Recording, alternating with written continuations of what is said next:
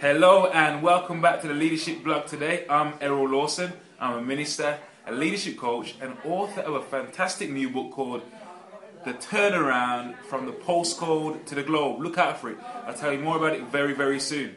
Now today on the Leadership Blog, I have the privilege to have with me Hilary Allen, or Smith, whichever you want to call her. Hilary is the winner of the Birmingham Young Professional of the Year Award 2011. And today I'll be speaking with Hilary about leadership and getting her view on what a leader is today. So without further ado, here's Hilary. Hi Hilary, how you doing? Hi there, Errol. This is a bit of a surprise. Impromptu. I'll do my best to answer your question. Thank you. Thank you for joining us today in the Leadership Blog. The question I want to ask you now, you just won the Birmingham Young Professional of the Year Award 2011. It's a surprise. Phenomenal, man. Just tell us. I mean, there's some stuff that we can learn from you. What have been the key traits or leadership qualities that you've had to adapt into your life as a leader to help you to get to where you are today?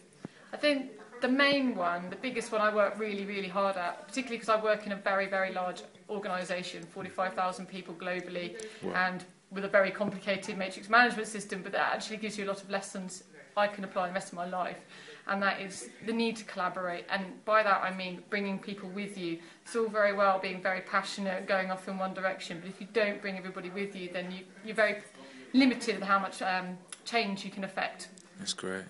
That's a great point. And you know, when you talk about collaborating, how have you done that then? How's that been lived out in your own experience? I work really hard at trying to think about who needs to know, who might have an interest, what is their interest, what is their particular angle, and then trying to explain why I want to do something, what I see, just trying to find that common ground between the two sides of the fence and then motivate people along the same direction of travel. And if you can do that, then that's when you're starting to lead people, and you've got people to take with you on that journey, and together you can do so much more. Wow. So you're talking about strategizing there. Young people who are watching this now thinking, wow, 45,000 people, Young Professional of the Year. What are the challenges you've had to overcome when you've been thinking about how you're going to collaborate with people and build relationships and partnerships? What are the challenges you've had to overcome to get to that place? My own personal frustration. I think the biggest enemy in that is just this desire to want to do it now. You can see what you want to do, you can see where you want to get to, and yet you just see people, this monolith, as being your barrier, and actually they're your biggest asset.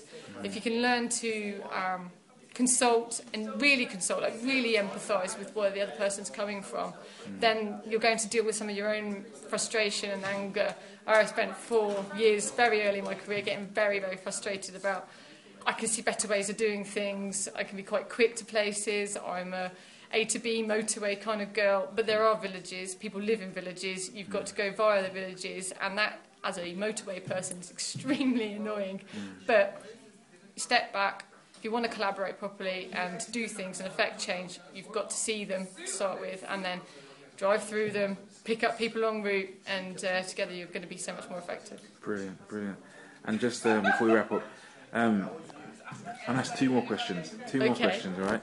The first one is this. Now, to get to where you've gotten to, there have got to have been people around you who have supported you, have mentored you perhaps, or given you just the advice and guidance you've needed along the way to get to where you are. How do we develop leaders today? What do you think are the best ways that we can develop leaders coming up now?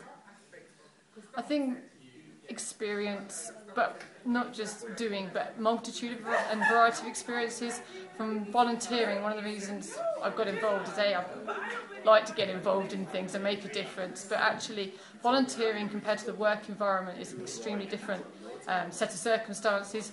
How you motivate volunteers when it's their free time is very different to someone at work who has to do it because you are their boss, and ultimately you can cause some pain for them financially if they don't. And I think the number of different circumstances you can put yourself in where you're in a motivational setting, or you are part of a team that's trying to achieve something, then the more styles you'll see and the more experience you will have and be able to adapt going forwards. Fantastic. So volunteering is a key way to develop yourself as a leader. Really important. Excellent.